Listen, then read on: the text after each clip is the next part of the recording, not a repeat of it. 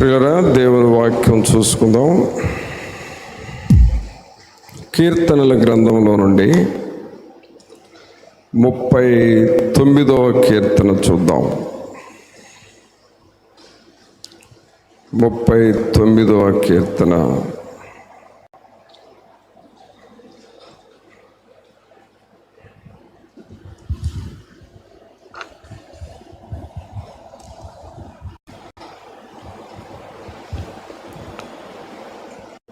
పదకొండవ వచనం చదువుదాం. 11వ వచనం. దోషములను బట్టి నీవు మనుషులను గద్దింపులతో శిక్షించునప్పుడు చిమ్మట కొట్టిన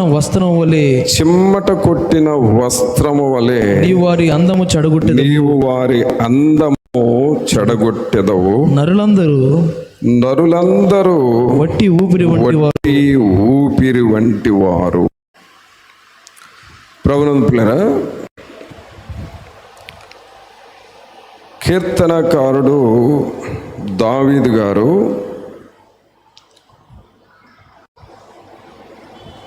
దేవుని విషయాల్ని బాగా అర్థం చేసుకున్నాడు. దేవుని మాటలు, దేవుని ఆలోచనలు, దేవుని స్వభావాన్ని బాగా అర్థం చేసుకున్నాడు. అర్థం చేసుకొని ఏమంటున్నాడంటే, మనుషులు దేనికి ప్రాముఖ్యత ఇస్తారు, అలాగే అది వారితో ఎంతకాలము ఉంటుంది అనేది ఆలోచన చేశాడు. మనుషులు దేనికి ప్రాముఖ్యత ఇస్తారు, మనం దేనికి ప్రాముఖ్యత ఇస్తున్నామో అది మనతో ఎంతకాలం ఉంటుంది అనే విషయాన్ని దావీదు గారు అర్థం చేసుకున్నాడు. తర్వాత మనుష్యుడు ప్రాముఖ్యత ఇచ్చేవి లేక విలువ ఇచ్చేవి అవి కొంతకాలం ఉండి ఆ తర్వాత అవి మాయమైపోతాయి. కానీ శాశ్వత కాలము ఉండేవి ఏమిటా అని కూడా పరీక్షిస్తూ ఉన్నాడు దావీదు గారు. ప్రభునందు ప్రియులారా, దేవుడు నీకు ఇచ్చిన జీవితంలో నీవు దేనికి ప్రాముఖ్యత ఇస్తున్నావు, దేని మీద నువ్వు మనస్సు పెట్టావు, నీవు దేనికి ప్రాముఖ్యత ఇచ్చావో, దేని మీద మనసు పెట్టావో అది నీతో శాశ్వతం ఉంటుందా, మధ్యలో చెడిపోద్దా అనేది కూడా మనం ఆలోచన చేయాలి. ఇదేనో మీకు దేవుని వాక్యంలో నుండి మనం ప్రాముఖ్యత ఇచ్చే వాటిల్లో ఏది ఎంతకాలం ఉంటుంది అనేది మనం అర్థం చేసుకుందాం. తర్వాత ఏది నీకు శాశ్వత కాలం ఉంటుంది అది కూడా మనం అర్థం చేసుకోవాలి. ఉదాహరణకి అది ఎలాంటిది అంటే, చిన్నపిల్లలకి వాళ్ళు ఏడుస్తుంటే కొన్ని ప్లాస్టిక్ బొమ్మలు కొనిపెడతాం. ప్లాస్టిక్ బొమ్మలు ఆ పిల్లలు అది చూసి ఇది నాకు కావాలి, ఇది నాకు కావాలి అని ఏడుస్తారు పిల్లలు. వాళ్ళు ఏడుపు ఆగాలి అనంటే వాళ్ళు అడిగిన ప్లాస్టిక్ బొమ్మ ఒకటి కొనిపెడితే చాలా సంతోషం అయిపోతారు. వాళ్ళు ఆ బొమ్మను తీసుకుంటారు, ఆడుకుంటారు, భుజాన వేసుకుంటారు, చంకలో పెట్టుకుంటారు, మోస్తారు. ఆ బొమ్మతో వాళ్ళు టైం గడుపుతూ ఉంటారు. కొద్ది రోజులకి మళ్ళీ ఆ బొమ్మని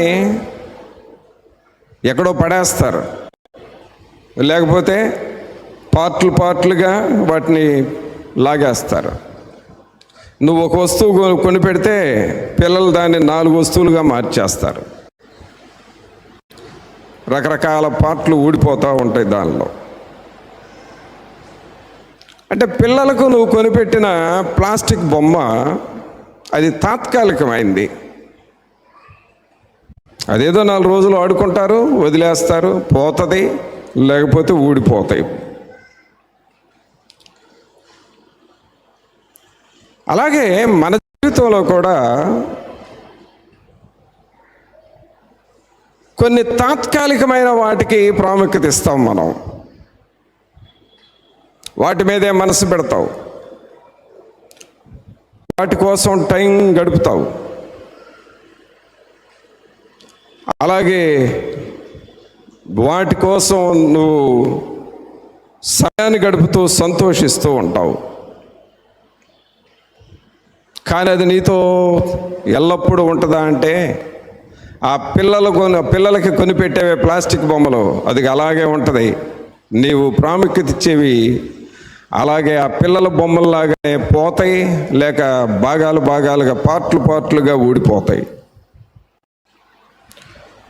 ప్రియరా, పరిశుద్ధాత్మదేవుడి దినాన మనల్ని ఏమని హెచ్చరిస్తున్నాడంటే,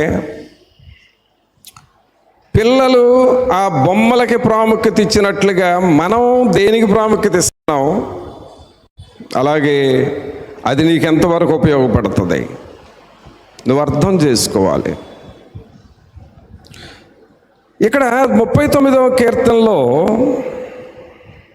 11వ వచనంలో ఏమని రాస్తున్నాడంటే దావీదు గారు, దోషములను బట్టి నీవు మనుషులను గద్దింపులతో శిక్షించునప్పుడు చిమ్మట కొట్టిన వస్త్రము వలె నీవు వారి అందము చెడగొట్టెదవు. నరులందరూ వట్టి ఊపిరి వంటి వారు. ఇప్పుడు మనుషులు ఎక్కువగా దేనికి ప్రాముఖ్యత ఇస్తున్నారంటే అందమునకు ప్రాముఖ్యత ఇస్తూ ఉన్నారు. అందముగా కనబడాలి.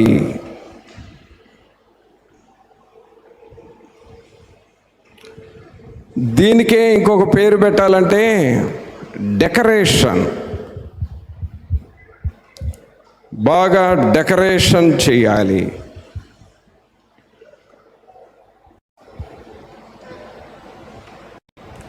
అంటే మనుషులు బాల్యము నుండి కూడా అందముగా ఉండాలి. అందముగా ఉండటానికి రకరకాలవి రాస్తూ ఉంటారు.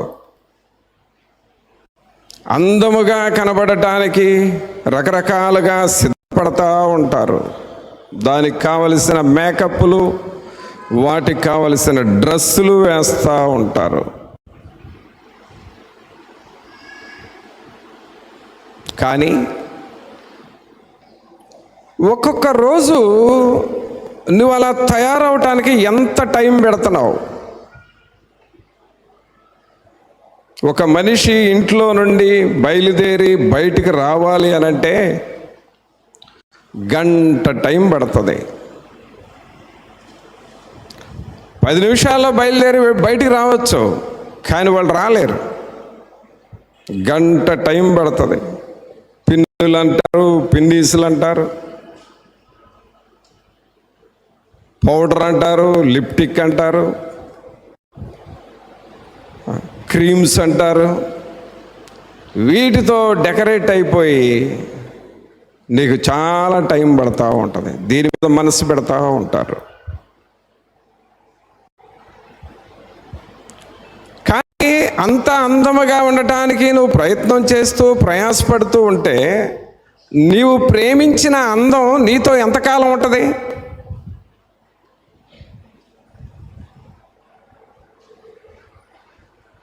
నీవు ప్రేమిస్తున్న డెకరేషన్స్ నీతో ఎంతకాలం ఉంటాయి? అంటే ఏదో ఒక బలహీనత నీలోనికి వస్తే నీ అందమంతా పోతుంది. సరే పోనీ అందం కోసం ఇంత ప్రేమతో నువ్వు ప్రయాసపడుతున్నావు, ఇదేమన్నా నిన్ను పరలోకానికి తీసుకొని వెళ్తుందా? దేవుని వాక్యం ఏముంది? అందము మోసము, సౌందర్యము వ్యర్థము. అందం కోసం నువ్వు పెట్టే ఖర్చు, అందం పెరగాలి అని నువ్వు పడే ప్రయాస, నువ్వు పెట్టే టైము, ఇదంతా మోసం అనిపిస్తుంది. మేడం గయూన్ అనే ఒక యవనస్తురాలు ప్రతిరోజు 2 గంటలు తయారయ్యేదంట ఆమె బయటికి వెళ్ళాలంటే. అంటే అంత బ్యూటీకి, అందానికి అంత ప్రాముఖ్యత ఇచ్చింది. కానీ ఒక టైంలో ఈ అందము కోసం టైం ఇవ్వటము దేవుని దృష్టిలో అది వ్యర్థమైనది అని తెలుసుకుంది. ఒక మసూచి అనే వ్యాధి వచ్చిందంట, అందమంతా పోయింది. నాకు అందం పోయినా పర్వాలేదు, దేవుడు దొరికాడు అంతే చాలు అని దేవుణ్ణి స్తుతించి గొప్ప దైవజనురాలుగా మారింది. ప్రభునంతులారా, నీవు దీనికోసం చాలా టైం కేటాయిస్తావు రోజు, కానీ అది నీ పర్మనెంట్ కాదు. నీకు అది శాశ్వతంగా ఉండదు, అది టెంపరీ. ఆ పిల్లలు ఏడుస్తుంటే వాళ్ళు ఏడవకూడదని ప్లాస్టిక్ బొమ్మలు కొనిపెట్టేవు చూడు, అది అలాంటిదే ఇది కూడా. కొద్ది కాలం నీతో ఉంటుంది అందం, తర్వాత పోతుంది. నువ్వు దానికోసం పెట్టిన ఖర్చు, దానికోసం పెట్టిన టైం అంతా వేస్ట్ అనిపిస్తుంది లైఫ్లో. అందుకని ఇక్కడ వాక్యం ఏముందంటే, చెమ్మట కొట్టిన వస్త్రము వలె నీవు వారి అందమంతయు చెడగొట్టెదవు. నరులందరూ వట్టి ఊపిరి వంటి వారు. అందము మోసము, సౌందర్యము వ్యర్థము. అందుకని అలానే ఎలా పడితే అలా ఉండమని చెప్పం, కానీ దాని మీద మనసు పెట్టి దానికోసం నువ్వు టైం వేస్ట్ చేసుకోకూడదు. నువ్వు రెడీ అవ్వాలి, కానీ ఉన్న దానిలో నీట్గా ఉండాలి. అంతేగాని అందము కొరకు నువ్వు టైం వేస్ట్ చేయకూడదు. అది లోకానుసారమైన పరిస్థితి. మానవ హృదయం అని ఒక బొమ్మ చూపించాను మీకు, రక్షణ పొందే వారి కోసం చార్ట్స్ చూపిస్తూ. దానిలో ఒక జంతువు నెమలిని చూపించాను. నెమలి అనే జంతువు అందమునకు గుర్తు, సౌందర్యానికి గుర్తు, అంటే లోక ఆకర్షణలకు గుర్తు. కావున ఆ స్వభావము మన హృదయంలో ఉండకూడదు. ఒకవేళ దాని మీద దృష్టి పెట్టినా అది నీతో ఉండదు. నువ్వెంత ప్రేమించినా అది నిన్ను విడిచిపోతుంది, అందమంతా చెడిపోతుంది. ఏదో ఒక రోజున నీ రూపురేఖలే మారిపోతాయి. దానికోసం నువ్వు టైం పెట్టకూడదు, అది అశాశ్వతమైనది. ఇంకా ఏది మనకు అశాశ్వతమైనది అని చూస్తే దేవుని వాక్యంలో చూద్దాం. సామెతల గ్రంథం తీయండి. సామెతల గ్రంథము 23వ అధ్యాయము. సామెతలు 23వ అధ్యాయము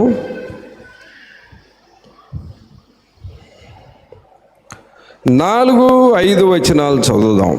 ఐశ్వర్యము పొంద ప్రయాసపడకుము, ఐశ్వర్యము పొంద ప్రయాసపడకుము. నీకు అట్టి అభిప్రాయము కలిగినను దాని విడిచిపెట్టుము. నీవు దాని మీద దృష్టి నిలిపిన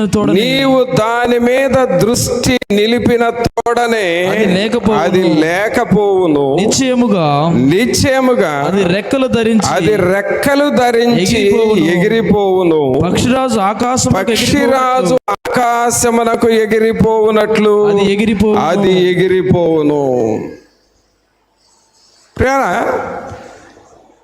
మనం చేసే వాటిల్లో తాత్కాలికమైనవి చాలా చేస్తూ ఉంటాం, అశాశ్వతమైనవి.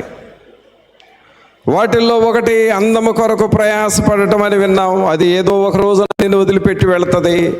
అయ్యో దీన్ని ఇంత ప్రేమించాను, ఇది నాకు లేకుండా పోయిందని నువ్వు బాధపడతావు. దానివల్ల ఉపయోగం లేదు.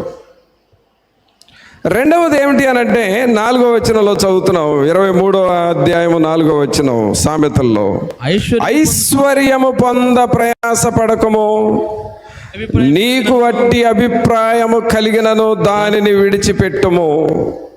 నీవు దాని మీద దృష్టి నిలిపిన తోడనే అది లేకపోవును. నీవు దేని మీద దృష్టి పెడతా ఉంటావంటే ఐశ్వర్యం మీద, సంపాదన మీద దృష్టి పెడతా ఉంటావు. ఏదో ఒకటి చేయాలి, ఏదో కష్టపడాలి, సంపాదించాలి. వ్యాపారం అన్నా చేయాలి, జాబ్ అన్నా చేయాలి, లేకపోతే సొంత పని అన్నా చేయాలి. ఏ పనన్నా కానీ ఒక పని చేసి నేను సంపాదించాలి అనుకుంటావు. కానీ పని అవసరమే, సంపాదన అవసరమే. అది ఎంతవరకంటే నీ బ్రతుకు తెరువు కొరకు, నీ కుటుంబ అవసరతల కొరకు, నీ పిల్లల అవసరతల కొరకు, అలాగే మనము అలాగూ జీవిస్తూ దేవుని పనికి కూడా మనం సహాయపడుతూ ఉండాలి. కాబట్టి మనము దేవుని పనిని సహాయపడటం కొరకు ఇంతవరకు కావాలి. అది ఎవరం కాదనలో. నీవు బ్రతకాలి, నీ కుటుంబం బ్రతకాలి, నీ ద్వారా దేవుని పని కూడా జరగాలి. అది నీ బాధ్యత. అంతవరకు కావాలి. కానీ అంతకు మించి సంపాదన మీద అతి ఆశ అంటాం, అత్యాశ అంటాం. అలాగే ఇంకేదో ప్రక్క వాళ్ళని చూసి వాళ్ళలాగా మనం కూడా చేయాలి, అక్రమ రూట్లోనైనా సరే, రాంగ్ రూట్లో వెళ్ళైనా సరే సంపాదించాలి అని ప్రయాసపడతావు చూడు, అది నీకు నిలవదు, అది నీతో ఉండదు.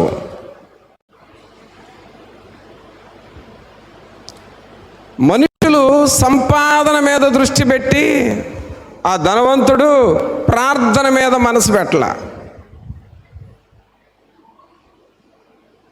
సంపాదన మీద దృష్టి పెట్టి దేవుని సన్నిధికి వెళ్ళటం మర్చిపోయాడు. పిల్లరా, దేవుడు నీకు చిన్నగా కనబడి నీ పని, నీ సంపాదన పెద్దదైపోతూ ఉంది అనంటే అది నీతో ఉండదు, అది నీతో నిలవదు. అది సరే పోనీ నువ్వు ప్రయాసపడ్డావు, ఏదో సంపాదించావు, ఇది నీకు పరలోకానికి ఏమైనా ఉపయోగపడుతుందా? నిన్ను దేవుని దగ్గరికి తీసుకెళ్ళి కూర్చోబెడుతుందా? ఇది నిన్ను దేవునికి దూరం చేస్తుంది, కానీ దేవునికి నిన్ను దగ్గరగా చేయదు. ప్రియరా, ఈ డబ్బు, ఈ ఐశ్వర్యము, ఈ సంపాదన నీకు శృతి మించి మనసు పెట్టావు అనంటే అది నిన్ను దేవునికి దూరం చేస్తుంది. ఒక యవనస్తుడు యేసు ప్రభు దగ్గరకు వచ్చి ఆయన కాళ్ళ మీద పడి, అయ్యా, నిత్య జీవమునకు వారసుడగుటకు నేనేమి చేయాలి చెప్పండి అని అడిగాడు. ప్రభు అన్నాడు, నా ఆజ్ఞలు పాటించు అని చెప్పాడు. ఇవన్నీ నేను పాటిస్తున్నాను అన్నాడు. అయితే నీకు ఒకటి కొదవగా ఉంది, నీకున్నవన్నీ అమ్మి బీదలకిచ్చి నా దగ్గరకు రా అన్నాడు. ఆయన మనస్సు డబ్బు మీద, సంపాదన మీద ఉంది కాబట్టి దేవుడు చెప్పిన మాటను ఆలకించలేదు. దేవుణ్ణన్నా వదులుకున్నాడు, నిత్య జీవమన్నా వదులుకున్నాడు, కానీ డబ్బు మీద మాత్రం మనస్సు తీసేసుకోలేదు. చివరకు నిత్య నరకాగ్నిలోకి వెళ్ళాడు. ప్రియరా, డబ్బు మీద మనసు పెట్టి, సంపాదన మీద మనసు పెట్టి ఏదో చెయ్యాలి అని అనుకొని దేవునికి దూరం అయ్యే పనులు నువ్వు చేసుకుంటే అది నీతో నిలవదు, నిన్ను అది పరలోకానికి తీసుకొని వెళ్ళదు. ఇక్కడ దేవుని వాక్యం ఏముంది? ఏమని చదువుతున్నాం మనం? అది నీవు దాని మీద దృష్టి నిలిపిన తోడనే అది లేకపోవును, నిశ్చయముగా అది రెక్కలు ధరించి ఎగిరిపోవును. కావున ఇవన్నీ తాత్కాలికమైనవి. అందం మీద దృష్టి పెట్టడం అది నిన్ను విడిచిపెట్టిపోతుంది. దేవుడు ఇచ్చిన దానికంటే ఇంకా ఎక్కువగా కావాలనే సంపాదన మీద దృష్టి పెట్టడం అది కూడా నిన్ను విడిచిపెడుతుంది. అది తాత్కాలికమైనదే. పిల్లలకు ప్లాస్టిక్ బొమ్మలు, వాళ్ళ చేతుల్లో ప్లాస్టిక్ బొమ్మలు ఎలాంటివో, దేవుడు లేకుండా మనం కలిగి ఉండే అందం, మనం కలిగి ఉండే సంపాదన కూడా అలాంటిదే. అది ఊడిపోతుంది, ఎగిరిపోతుంది. ఏది నిన్ను పరలోకానికి తీసుకొని వెళ్ళదు. తర్వాత తాత్కాలికంగా ఉండేది ఏమిటి అనంటే, చూడండి దేవుని వాక్యంలో యాకోబు రాసిన పత్రిక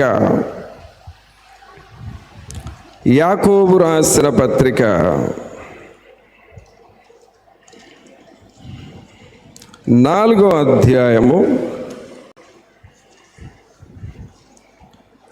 యాకోబు రాసిన పత్రిక 4వ అధ్యాయము 14వ వచనం చదవండి. 14. రేపేమి సంభవించును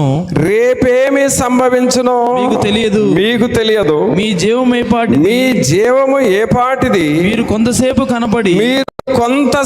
కనబడి అంతలో మాయమైపోవు ఆవిరి వంటి వారే. మనతో శాశ్వతంగా ఉండనివి ఏమిటి అనంటే, మనలో ఉన్న జీవం కూడా మనతో శాశ్వతంగా ఉండదు. నీకు ఇప్పుడు బలం ఉంది అని అనుకుంటావు, కానీ కొంతకాలానికి నీ బలం పోతుంది. ఇప్పుడు నీకు ఐశ్వర్యం ఉంది అని అనుకుంటావు, కొంతకాలానికి అది నీకు దూరం అయిపోతుంది. ఇప్పుడు నీకు హోదా ఉంది అని అనుకుంటావు, కొంతకాలానికి ఆ హోదా పోతుంది. ఇప్పుడు నీకు నీ మాట చెల్లుతుంది అని అనుకుంటావు, కొంతకాలానికి నీ మాట చెల్లదు. నీ మాట వినేవారు ఎవరు ఉండరు. ఈ జీవము ఏ పాటిది? అందుకనే నీ జీవాన్ని, నీ బలాన్ని, నీ హోదాని, నీ పలుకుబడిని, నీకున్న అధికారాన్ని నువ్వెప్పుడూ నమ్ముకోకూడదు. అది ఇంతలో ఉంటుంది, అంతలో మాయమైపోతూ ఉంటుంది. ఇవి శాశ్వతమైనవి, తాత్కాలికమైనవి. హోదా ఉన్నవాళ్ళు ఎప్పుడు హోదాలో ఉండరు, మారిపోతూ ఉంటుంది. బలం ఉన్నవాళ్ళు ఎప్పుడు బలంగా ఉండరు. ఈ రోజున నువ్వు పెద్ద బరువైన వస్తువు లేపుతావు, రేపు నీవు స్నానం చేయటానికి నీవే ఒక బకెట్ నీళ్లు మోయలేని పరిస్థితులు వస్తాయి. నీ బలం ఏపాటిది? అందువలన నీ బలము చూచుకొని, నీ ధనము చూచుకొని, నీ అందము చూచుకొని నువ్వు ఏది అతిశయించడానికి వీల్లేదు. ఇవన్నీ తాత్కాలికమైనవి, నిన్ను విడిచిపెట్టి వెళ్ళిపోయేవి. ఇవన్నీ ఏది నీకు శాశ్వతంగా ఉండదు. ఇంకా నీకు శాశ్వతంగా ఉండని ఏమిటి అనంటే, యోహాను సువార్త 16వ అధ్యాయం తీయండి. యోహాను సువార్త 16వ అధ్యాయము